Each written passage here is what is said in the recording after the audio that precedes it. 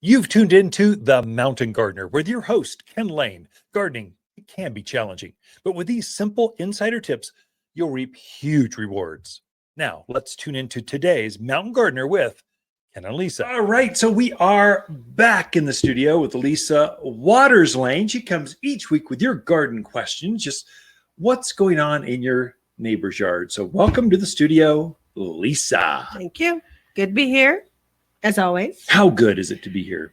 It's air conditioned in here, so Yes. I'm happy. It's been a warm one this week. It So it's has, finally, it has. I mean, to be in the 90s, June 90s, Yeah. goes together. Right. But the humidity later in the week started to go up. Like, now it's 90s and humid, 30% humidity. That's for us, though. That's a lot. So, yeah, that heat's just been a little rough lately, but you find cool places to hang out. Shade. Lots of shade. You run from shade. That's why we have so much greenhouse glass. Yeah. Yes, it controls the spring cold, but then we've got automatic shade structure. Shade it draws over so it gets the sun out of the greenhouses. So you kind of jump from one greenhouse to the other greenhouse to the tree racks. Yeah. And then you just squirt yourself with the hose while you're out there too.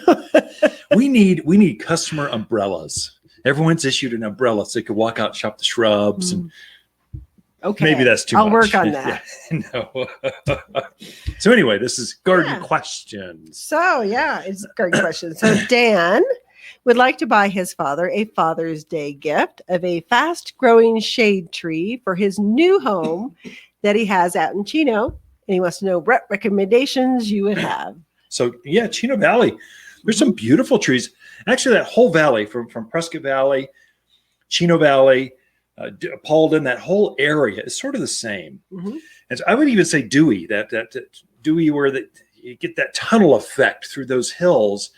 But you need trees that can take sun, wind, and they've got that hard pan, that soil. And then most people are on wells out there. Not everyone, but most people have a well.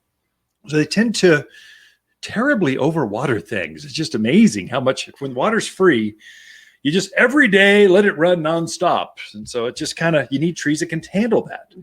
And so, some ideas. Fast growing shade tree as a Father's Day gift. Yes. Perfect weekend for that. And so I would start with sycamores. One of the biggest growing natives. There's a Arizona variety and a European called Blood Good variety. And fast growing, big leaf, thick shade. Takes the wind. We take all that what we're talking about. One that's sort of like that, there's a lot of them up and down that valley, is Autumn Blaze maple. It's a big growing maple. It's the fastest growing of the red maples.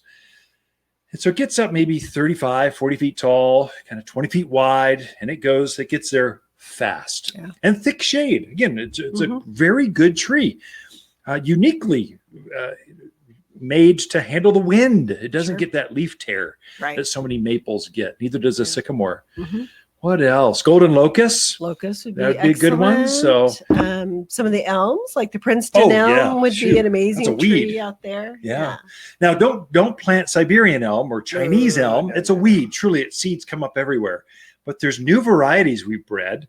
That there's a alley elm. Gets bright red in the fall, doesn't get the seeds, grows fast, super deep rooted, very drought hardy, doesn't get the elm leaf skeletonized. It's got everything you want from the elm, like the native elms that grow around here, but without all the problems. We bred all that out. There's an American elm. We saw the one that's downtown Prescott. That would grow very well in Chino Valley. It gets big, like instant shade. Lots of options to come check out. Oaks. Boy, ash. You've got to come in here or shop top10trees.com. Top 10, the number 10 trees.com takes you right to our website. And all the trees that are out there, it shows you the description, the size, the price. You can do all your research. You can even buy it there, pick it up in store, but probably best. It's a gift. Take a look at it. Come in.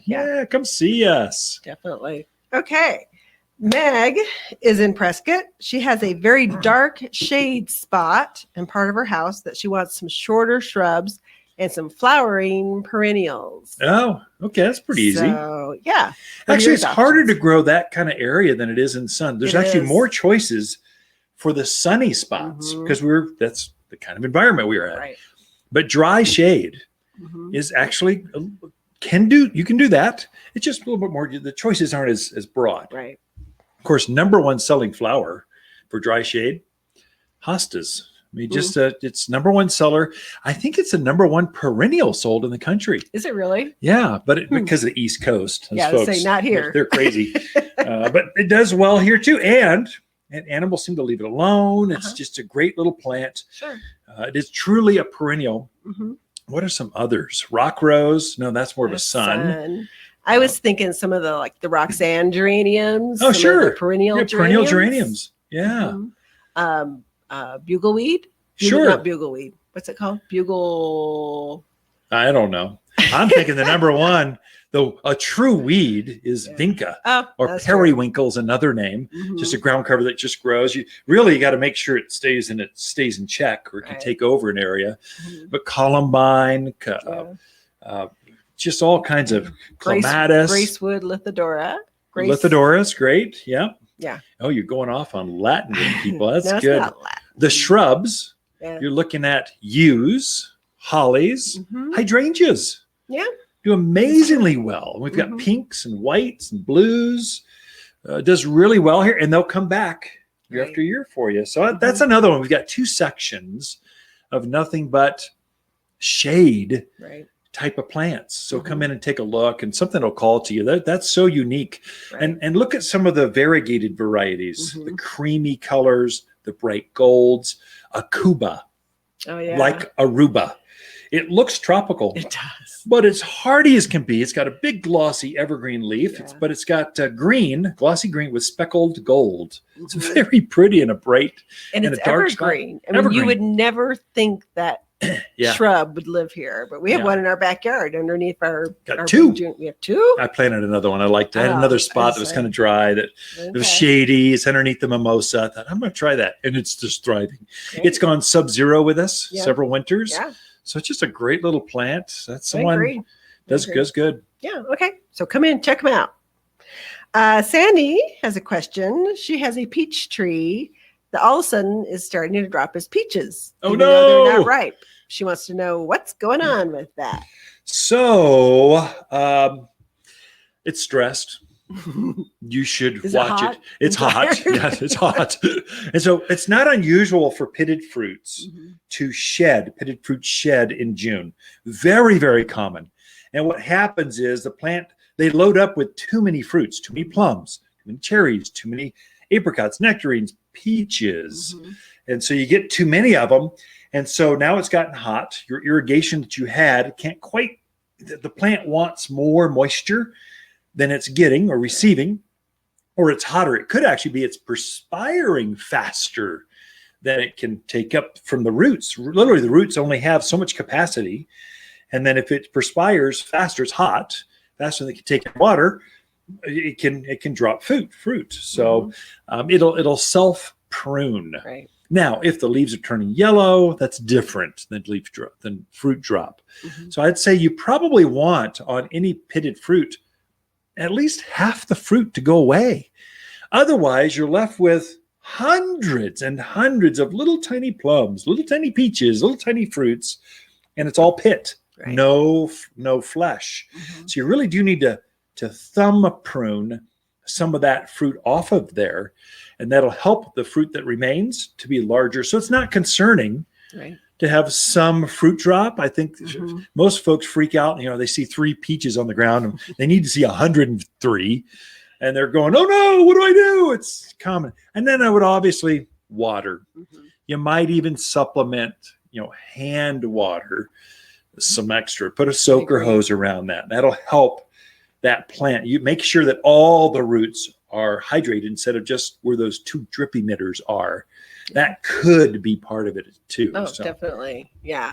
I've seen way too many people with their emitters way too close to the trunks of their trees. You got to move them out, people. Yeah. And increase the numbers. So great questions this week, Lisa. Thanks for coming in. So Ken and Lisa Lain, the Mountain Gardeners. Waters Garden companion plants for June are golden locust, silverberry, Hall's honeysuckle, and moonshine yarrow.